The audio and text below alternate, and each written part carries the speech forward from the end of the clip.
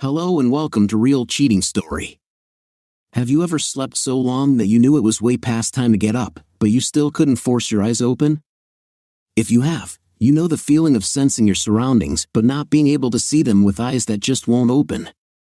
You know you're at home in your bedroom, and the sun is blasting through the window shades because you can see the light through your eyelids. You can hear a bird chirping outside the window in the tree in the backyard, and you hear the familiar sound of the furnace kicking on and eventually cycling back off. Gradually and reluctantly, you come to the realization that no matter what you do, you can't go back to sleep and you may as well get up. The world sort of fades in on you as you open your eyes. I faded into a conscious state in a similar manner, but it wasn't on a pleasant sunny morning. It was a dark, lonely night in an unfamiliar location. After a bit of head shaking and cobweb clearing, I began to recognize where I was. It was the intersection of a county road and a two-lane highway, a little over a mile from my home. I wondered what in the world I was doing out here alone and on foot so late at night. As a car drove by, I looked at the road using its headlights, but my car was nowhere to be seen. I said to myself, "What the hell, Ken? You may as well start walking. Maybe you can make sense of all this on the way home." When I brushed an errant strand of my bangs out of my face, I thought that my arm looked a little transparent. It has to be the dark and your head playing tricks on you. I held my hand up between my face and the street light about 100 yards back towards the intersection that I was walking away from, and I seemed to see the light through my hand. "You can't be see-through, dumbass. You must have hit your head." That could explain a few things.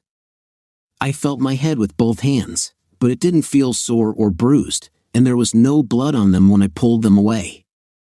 Pull it together, dude. Focus. What is the last thing you remember? I found that talking out loud to myself always helped me think things through better, as it would slow down my thoughts enough that I could catch any mistakes and correct them. I began going over the last bits and pieces of my life and trying to organize them into a coherent timeline that would explain why I was out here.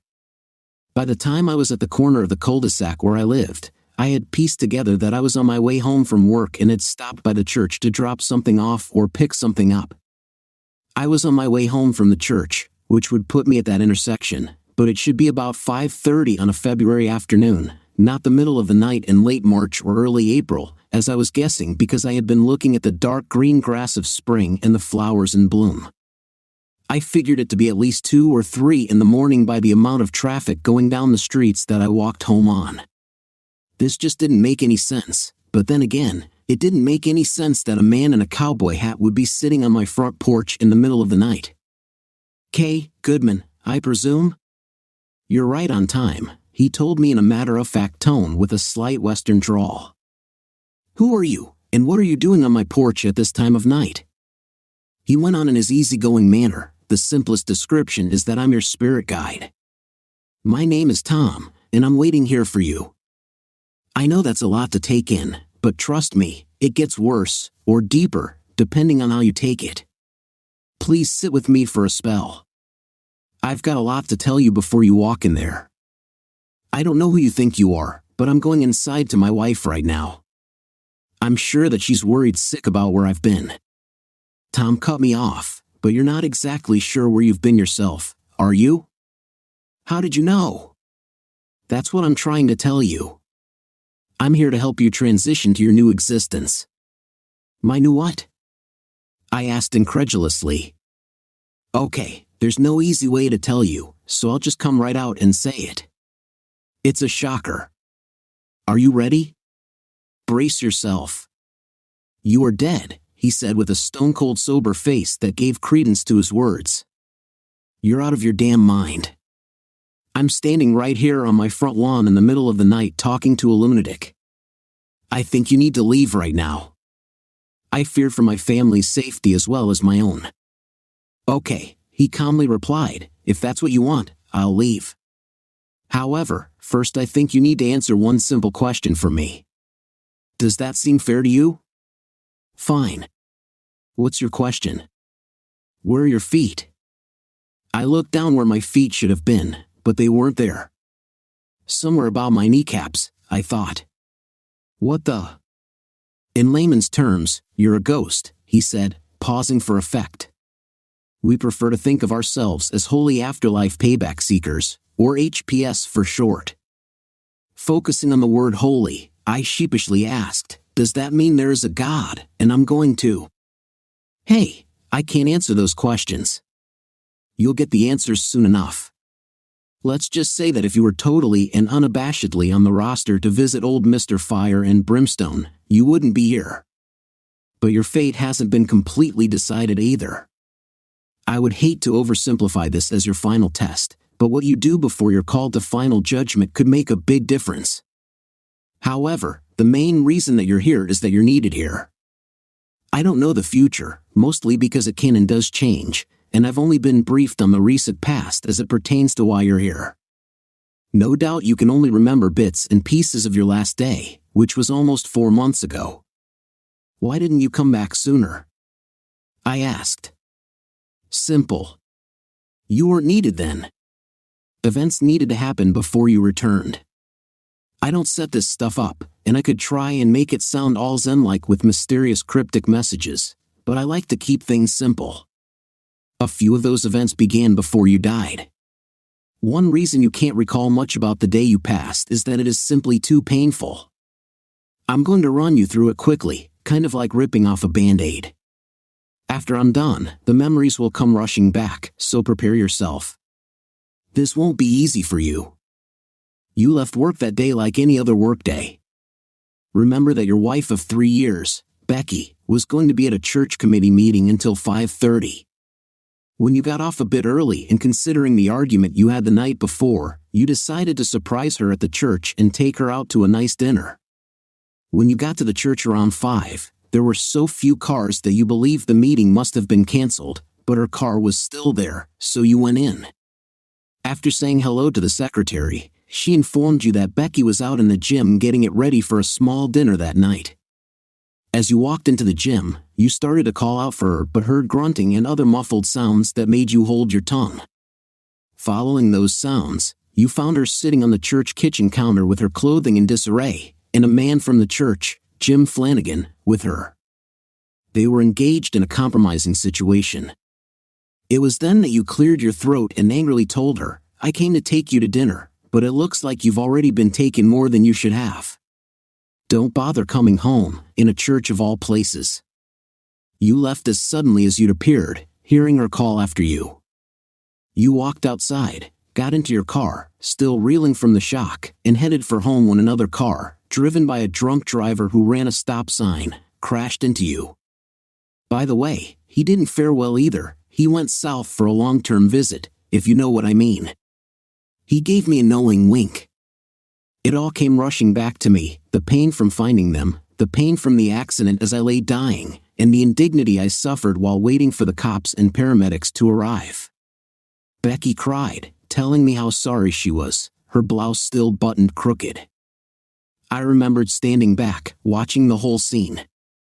I swear Jim gave me a smirk more than once. A few other people from the church came out, and the cops arrived, pushing the crowd back to administer first aid.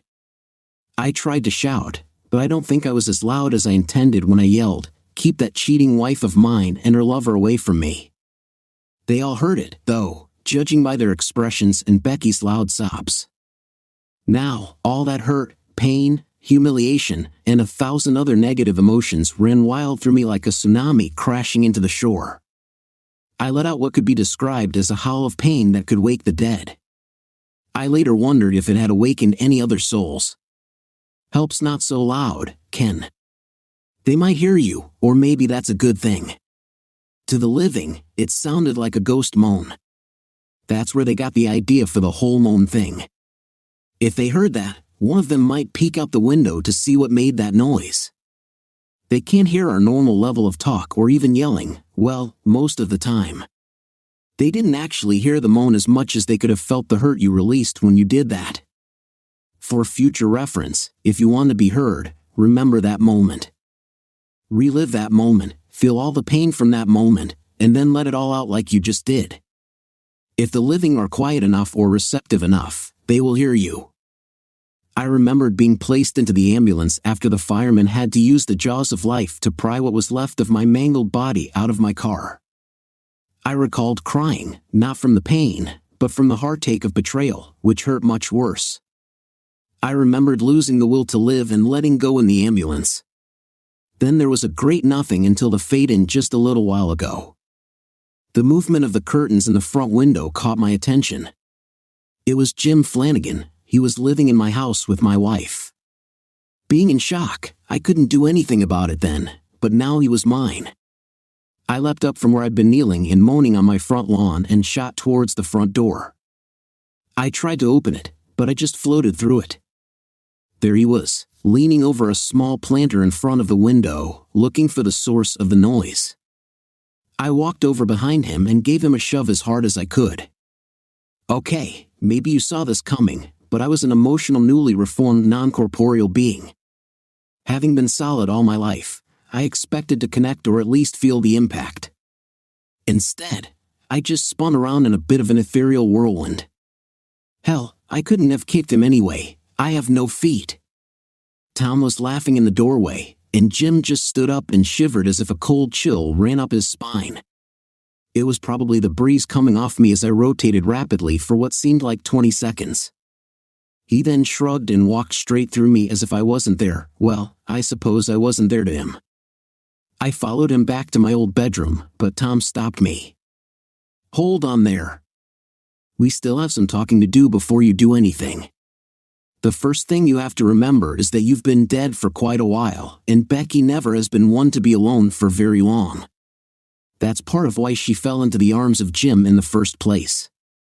You used to spend a lot of time at work, earning that big paycheck and setting yourself up for the next promotion. She got into some church work to fill her time, and Jim saw his chance. If you hadn't guessed it, he's done this sort of thing before, and that's why you're here. What's why I'm here?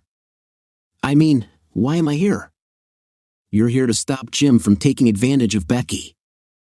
I'd say it's a bit too late for that, I replied sarcastically. Not like that, doofus. He's only sticking around now for the insurance check and the settlement from the drunk that hit you. As soon as he can get his hands on that cash, which should be well over $500,000 after the lawyer's cut, he's going to leave her high and dry. I thought you didn't know the future. I don't know the future because it can change, and in this case, you can change it. I'd say that she deserves what she gets, don't you? The betrayer becomes the betrayed, sort of karmic payback. It's not my call, Ken. Either way, you have to hang around here for a while before the call to judgment. Do what you think is right. This is going to suck. I get to hang around here and helplessly watch my wife and her lover live in my house and live what should have been my life. He's probably in there right now, in my bed. How long must I endure this pain on top of all the other stuff I've been through? Like I said, I'm not sure of the future, but I believe the insurance payout will come in about 30 days. Great, just great. No wonder ghosts moan in pain and try to scare the living. It's the only thing they can do because they're hurt and pissed. Now, Ken, there are a few other things you should know. First, Becky still loves you very much. I know it looks like she picked a poor way to show it, but it was their first time. If she said it, you wouldn't believe it, but I'm telling you this as the simple fact that it is.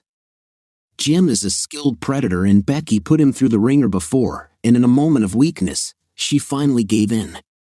He's a con man, pure and simple. He has aspirations of moving up to a higher level of targets, using your settlement money as seed money to make himself look rich.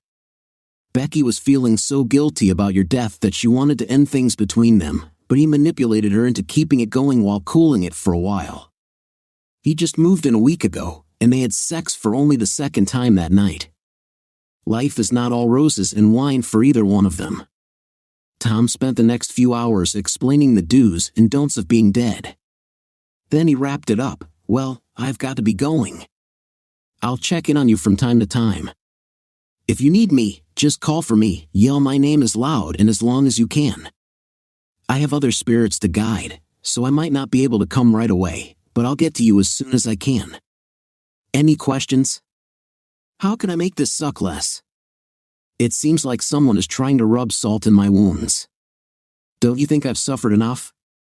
It doesn't matter what you think. This whole situation is what you make it. Only you can make it suck less. You've got some thinking to do. Oh, and there may be a surprise left for you, but I won't let the cat out of the bag. You can figure this one out on your own later, Ken. With a smile and a wave, Tom faded out. I couldn't bring myself to even look at Becky, but I followed Jim around like a hawk when she wasn't around. If he farted, I could tell you how bad it stunk. If he was going to be around Becky, I left them alone, he'd be okay around her. If they started getting intimate, I knew I'd lose it. Tom had given me some exercises to learn how to use and channel my emotions to get a message across to the living. I began to use my ghostly moans to send messages. It took a lot out of me to get that emotional, so I couldn't send another message for a few hours. I was getting better at it. One day, I was in the family room while Jim watched baseball on my big screen. Wouldn't you know it, he was a Cubs fan. I was sending him a message that I considered him a jerk. He didn't seem to get the message when I wildly waved my arms as I let my ghostly moan fly. I brushed against a lampshade and made it shake, startling myself more than Jim. If I focused more on my hurt, maybe I could affect the physical world a little here and there. Tom had told me that a few of his spirits had developed that ability over time, usually a lot of time. A few days later, Becky was at work and Jim was lounging about the house because he'd lost his job to a layoff. He spoke to someone on the phone, and it was obvious it was a woman. "Hey, babes, it's good to hear your voice again. Are you out?" "Yeah, I guess that was a dumb question. At least you only got 90 days. Listen, I've got a mark and should have this wrapped up in a few weeks.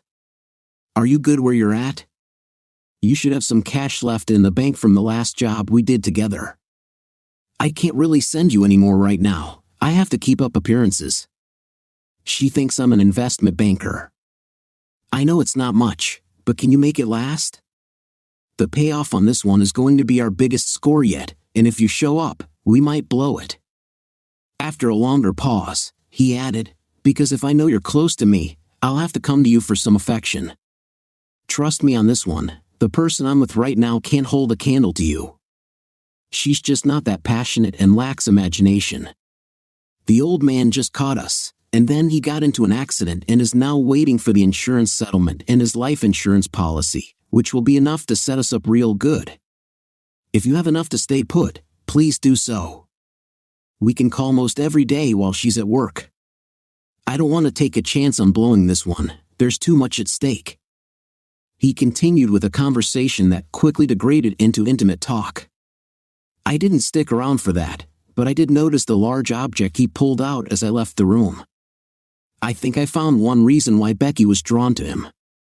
As a member of the not quite dead but not quite alive, I didn't sleep as the living know it. When I got tired, usually during the day, I would fade out, only to fade in again some hours later. This left me many hours at night where I was bored and lonely, with no one to talk to and unable to watch TV. I saw Becky as just a covered lump on the bed in a darkened room. I still couldn't stand to see her after what she'd done. I was left alone with my thoughts, pondering how to ensure Jim wouldn't benefit from the money meant for her, given that she did nothing to earn it but betray me. I had plenty of time to consider these questions. 2 weeks into my torment, I began to hatch a plan using bits of information I gathered from watching Jim. He was planning to transfer the money from my death benefits to a bank in the Cayman Islands within hours of the insurance check clearing. Once it was confirmed in his account, he was going to leave in the middle of the night, meeting with his accomplice Jane on their way to a vacation in the Bahamas. If I timed it right, he'd transfer the cash, and I could somehow deliver the evidence of his crimes to the right people. Hopefully, they could pick him up before he boarded his plane. I was working out the details of how to get the goods on Jim and let people know when I got the surprise that Tom had mentioned. Jim and Jane spoke at least once a day while Becky was at work, and as an interested party, I always listened in. Jane had been expressing concerns about Jim's interactions with Becky. Jim, on the other hand, let something slip that left me stunned. Babes, I'm not having much physical contact with her, very little, at most once a week. Yeah, being pregnant lowers her drive, he said. I was shocked. 1,000 questions ran through my mind. Jim laughed. No, it's not mine. I got a vasectomy years ago. Remember, she was almost a month along when I finally got involved with her, and even she didn't know. She freaked out when she missed her period. Feeling guilty after our first time, then being pregnant and not even knowing who the father was, just added to it. He laughed again. She called me as soon as she got back from the doctor. I'd been trying to comfort her from a distance because she pushed me away after the accident. She calmed down some after I told her I'd been fixed due to a genetic issue. A few days later, she told me she was considering an abortion because she couldn't deal with the constant reminder of her betrayal. Her family talked her out of it, saying a piece of you would live on. Of course, they didn't know we had been together in the church kitchen. My anger soared as Jim gloated about Becky's pain. She was my wife. I loved her. Get out! I screamed at him, my voice filled with rage. He sat up in the chair, looking around in panic. I think he heard me this time. My anger was relentless. I went about the room, trying to knock things over or break anything I could touch. I managed to knock over a plastic flower arrangement and a picture frame from our wedding. Jim was seriously spooked, holding the phone away from his ear as Jane loudly asked what was happening. I directed my attention to him and charged at him, well, through him. This time, he felt it. What the hell is going on here? Jim yelled. Who's here? Come out right now, and I won't kick your butt. I went from angry to confused as I realized he could see and feel what I was doing. I laughed harder than I ever had, partly from the fear on his face and mostly from the relief of releasing all the pent-up emotions. Who's laughing? I can hear you laughing. Show yourself right now, and I won't have you arrested, he demanded. I hadn't considered he could hear my laughter. Was it the pent-up emotions or was he just unusually receptive because of my actions? I wasn't sure, but I decided to try something. I got in his ear and yelled, I'm Ken Goodman, and I'm back. No, it can't be you. You're dead. What's going on? You can't scam me. How are you doing this? I'm a ghost, you fool. I yelled again. I must have lost my emotional edge because he didn't react. I was getting tired anyway, having been filled with confusing emotions and having laughed harder than I had in ages. Several hours later, when I faded in again, it was almost time for Becky to come home. After my proclamations, I realized I still loved her, but I was furious about what she'd done to me. However, if she was pregnant with my baby, I needed to see her. I wanted to touch or at least try to touch her belly to confirm she had my baby inside her. When she came through the door, I was waiting for her in the kitchen. She looked like she had lost weight overall, but there was definitely a baby bump, made more noticeable by her thinness. She walked into the family room where Jim was watching a Cubs game on my big screen. He gave her a brief kiss on the cheek before she sat down on the nearby couch. What a day, she said. Any luck in the job search? Jim replied, I have one new lead, and I haven't heard back from the interview on Monday yet. He hadn't looked for anything or gone to any interview. That's good. Just don't give up. I know it's hard out there in this economy, but you'll get something soon. Oh, I haven't given up. I'm not even close, he said, turning his attention back to the game. Run like you stole something, you're going to get tagged. Damn, they got him. An errant thought occurred to me. If I could somehow influence the game to make the Cubs lose more often, it might ruin his day. But I didn't want to affect all the innocent Cubs fans out there. Still, Wrigley was a couple 100 miles away, and I didn't want to be away from Jim long enough to let him make plans I didn't know about. Becky rolled her eyes at Jim's distraction with the game as she settled in. I went to her and looked at the life growing inside her. I slowly reached down to caress her belly, and my heart melted when I touched her. She got a peaceful smile on her face as I rubbed both hands around her baby bump.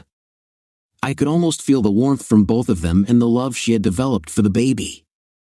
How could I know it was a boy? I just felt a strong sense that I was going to have a son, and in that moment, it all became real to me. Becky closed her eyes and relaxed, basking in the emotional connection we three now shared. With my right hand, I reached out and gently touched her belly, trying to convey my love to the baby.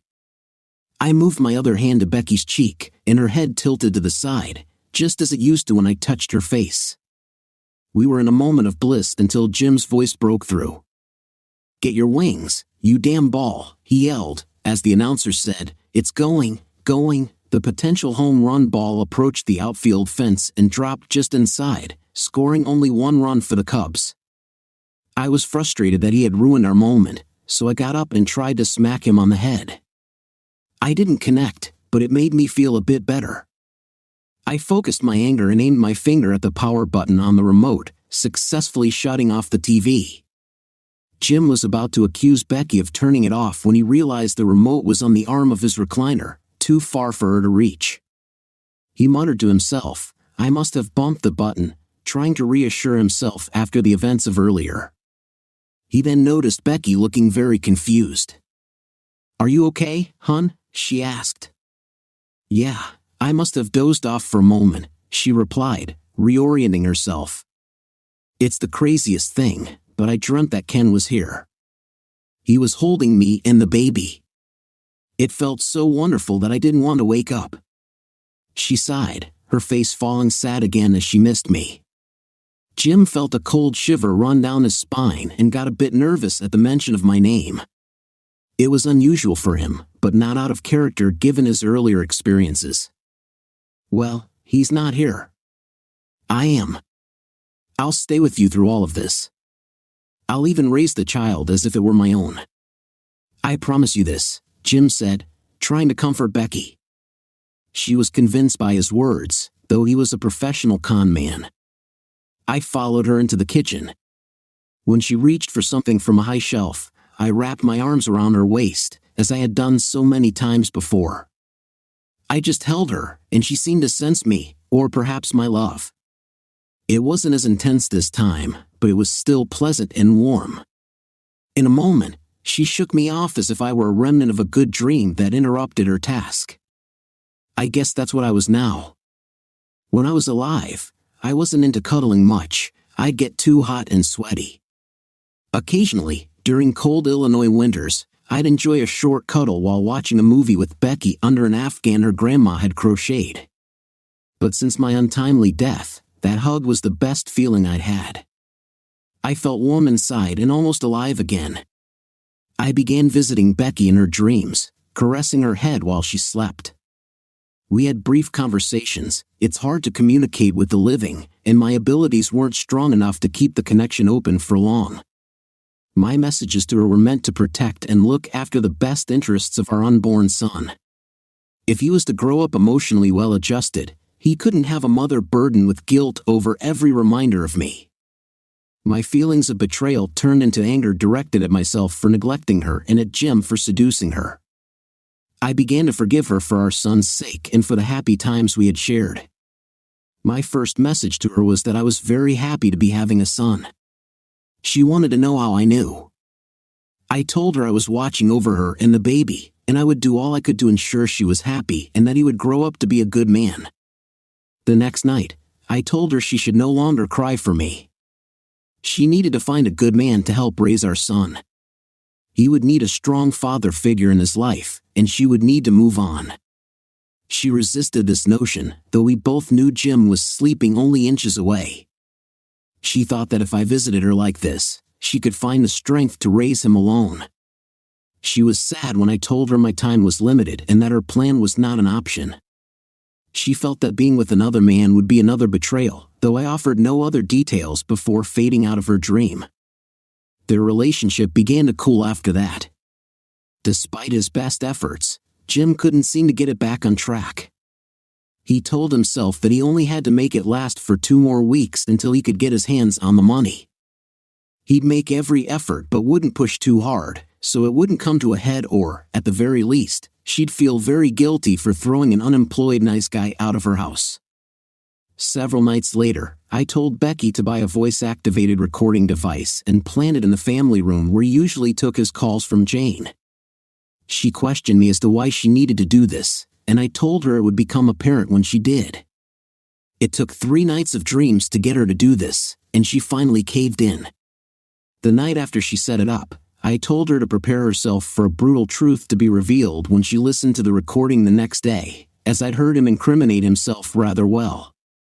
I advised her to be calm and have a close friend with her when she listened to it, but not to listen to it at home. She grabbed the recorder from under the end table on her way out the door to work the next morning and had Jenny, her best friend from work, come into her office for a closed-door meeting.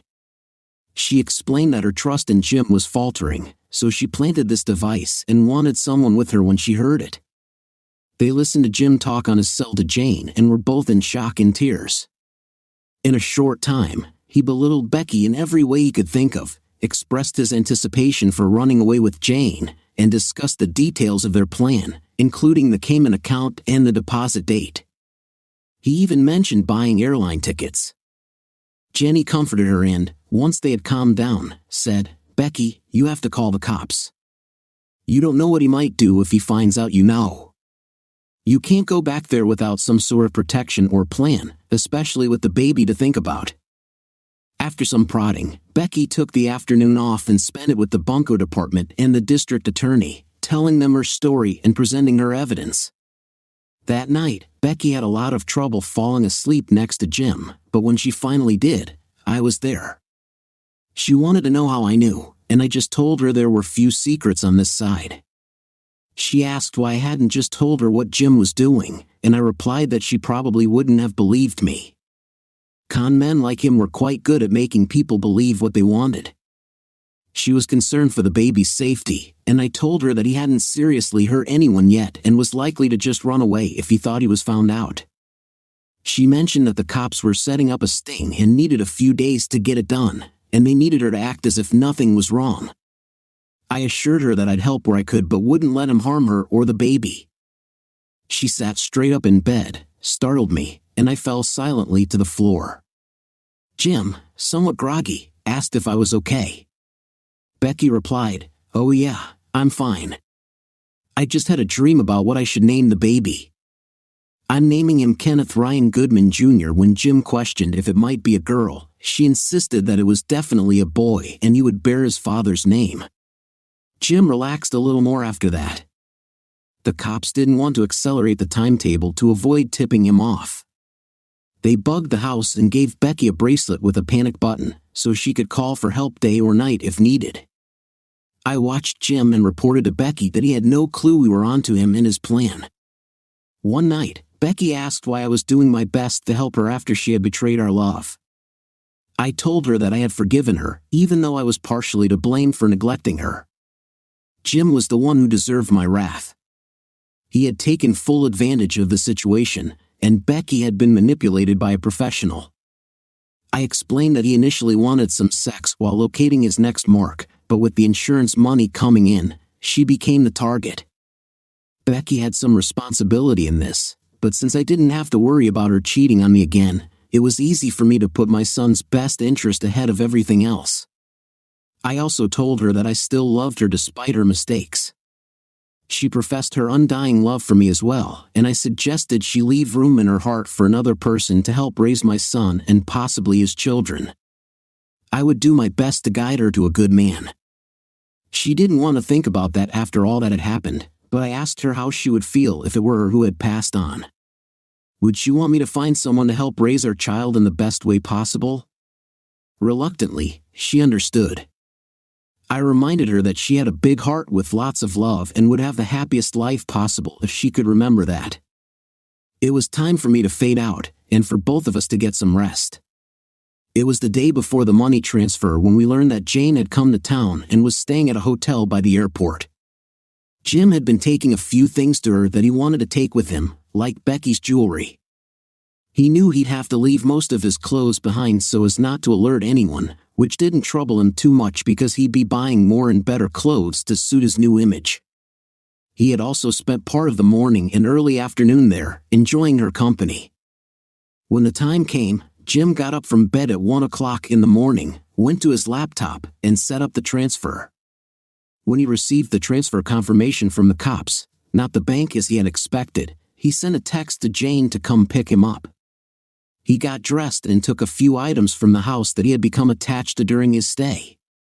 Becky pretended to be asleep but got up when she heard the front door close. She watched him put a small bag in the trunk, give a lingering kiss to an attractive woman she had never seen before, and get into the car. She breathed a sigh of relief. They reached the airport by 2 for their 4 o'clock flight to Atlanta, where they would switch identities and fly to Miami, switch identities again, and then take a cruise to the Bahamas. Airport security stopped them as they went individually through the baggage screener.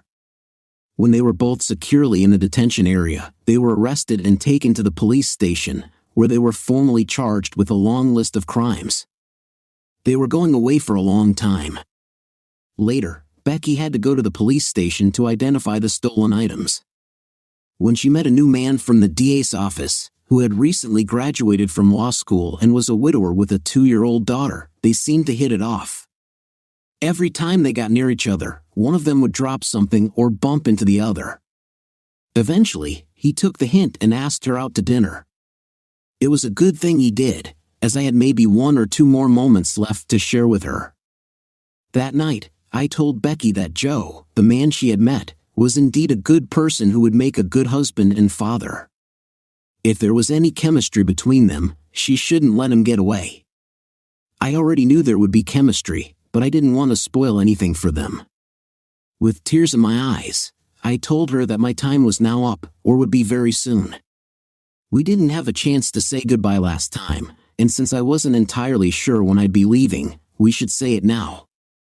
She didn't want me to go, and I told her I didn't want to leave either, but I would do what I could to watch over her and little Kentucky. We hugged and held each other tightly in bed. I moved my hand to her belly and touched where my son was growing, as I had done a couple of weeks ago in a dream. In the dream, Becky and I stood with our arms around each other, little Ken between us. We kissed, and I felt myself fading away. Goodbye, my love. Live a good life, and we will meet again. I love you, I said. She replied that she'd love me until the end of time. As I faded out of her sight, Becky cried until she woke up. She realized that even though she was really alone now, I would be there in ways she couldn't understand. I was watching her, and my heart was breaking. Tom's arm rested on my shoulder. It's time to go, he said. I don't want to go. I need to stay here and take care of my son, I protested. Shut up, doofus, he replied, starting to float away from the house, away from the ground and the earth. Haven't you ever heard of guardian angels? Dear listeners, please share your thoughts in the comments section below and don't forget to like, share, and subscribe.